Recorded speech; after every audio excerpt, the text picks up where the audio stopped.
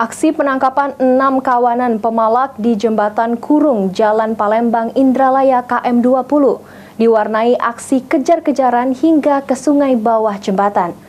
6 pemalak yang masih remaja ini akhirnya berhasil digelandang ke Mapores Ogan Ilir.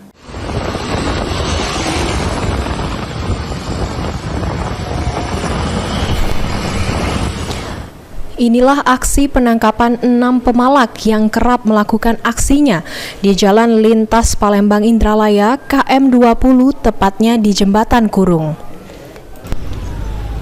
6 pemalak ini dikejar petugas unit Turjakwali Satsamapta Polres Ogan Ilir hingga ke sungai di bawah Jembatan Kurung. Keenam pemalak ini akhirnya berhasil digelandang ke Polres Ogan Ilir untuk didata dan dimintai keterangan agar tidak lagi melakukan aksinya.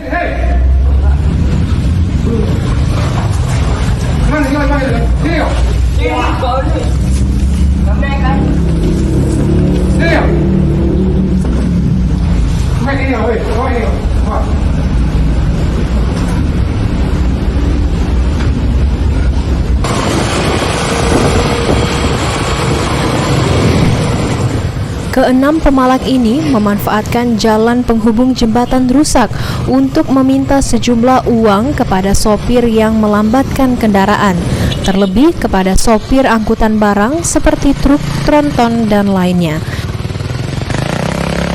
Ahmad Romawi, PAL TV.